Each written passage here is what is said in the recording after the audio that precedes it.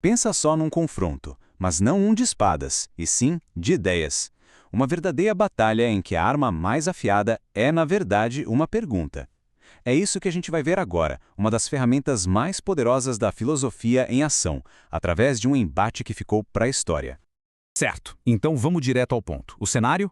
Atenas, na Grécia Antiga. Imagina a cena. Um rapaz, um jovem chamado Eutífron, está indo para o tribunal fazer uma coisa assim, chocante. Ele vai acusar o próprio pai de assassinato.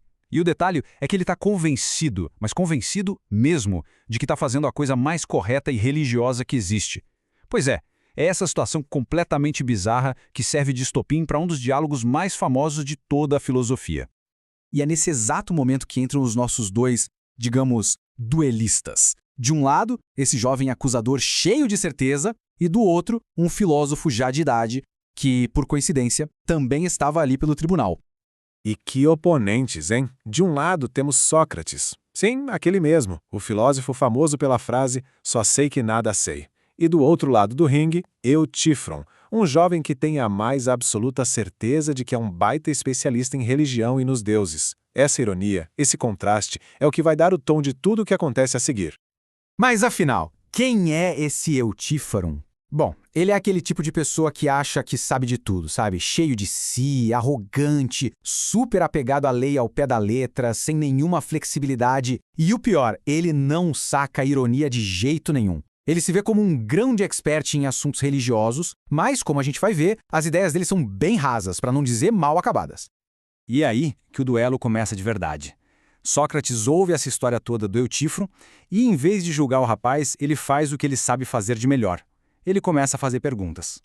E aqui a gente vê a ironia socrática em sua melhor forma. Sócrates, que logo mais seria ele mesmo julgado por, supostamente, corromper a juventude, vira para o Eutífron com uma humildade toda fingida e pede para ser aluno dele, para aprender sobre piedade. E o mais inacreditável de tudo, Eutífron, na sua arrogância sem limites, leva o pedido a sério. Só que Sócrates não está interessado num exemplo, tipo o caso do pai do Eutífron. Não, não. Ele quer uma coisa muito mais fundamental. Ele está atrás da forma universal da piedade, a essência da coisa. O que ele quer é uma definição que sirva para tudo, para todos os atos piedosos, sem exceção. E é com essa exigência, com essa pergunta, que Sócrates começa a desmontar, tijolo por tijolo, a muralha de certezas do Eutífron. Ok, então o Eutífron dá a sua primeira definição. Ele diz piedade é aquilo que agrada aos deuses. E, parando para pensar, parece uma resposta ok, né? Faz sentido. Piedade é o que os deuses gostam. Simples. Mas aí vem o Sócrates e na hora já aponta o problema. Ele lembra que as histórias da mitologia grega estão cheias de deuses brigando entre si, discordando de tudo. Ou seja, uma coisa que agrada a Zeus pode muito bem irritar a Hera. Então, segundo a definição do Eutífron, a mesma ação seria piedosa e ímpia, ao mesmo tempo. A definição simplesmente não se sustenta. Caiu por terra. É nesse ponto que Sócrates lança a pergunta. A pergunta que se tornou famoso dilema de Eutífron. É uma questão de causa e consequência. Presta atenção. Uma coisa piedosa porque os deuses amam essa coisa? Ou os deuses amam essa coisa porque ela já é, em si, piedosa? A piedade depende do humor dos deuses ou ela é algo maior? Um padrão que até os deuses seguem. E com essa lógica que não dá para escapar, Sócrates encurrala o Eutífron até ele admitir que a segunda opção faz mais sentido. A piedade tem que ser algo que existe por si só e é por isso que os deuses a amam. O que isso quer dizer? Quer dizer que a primeira definição do Eutífron estava de cabeça para baixo. Não servia para nada. A essa altura do campeonato, dá pra sentir a frustração do Eutífron, né? Ele fica tão sem saída que acusa Sócrates de ser tipo Dédalo, o artesão da mitologia que fazia estátuas que se mexiam sozinhas. Ele diz que Sócrates faz as ideias dele saírem andando. É uma metáfora genial porque mostra exatamente isso. As definições do Eutífron não têm base, não param em pé quando a lógica aperta.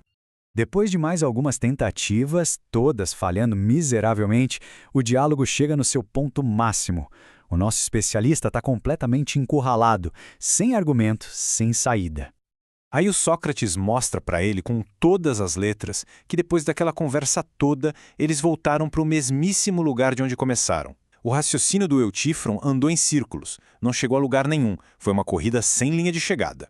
E qual a reação do Eutífron quando ele dá de cara com o vazio do próprio conhecimento? Ele foge. É isso mesmo. Em vez de admitir que não sabia ou tentar de novo, ele só inventa uma desculpa qualquer, diz que tem um compromisso e, vaza. Abandona o duelo no meio.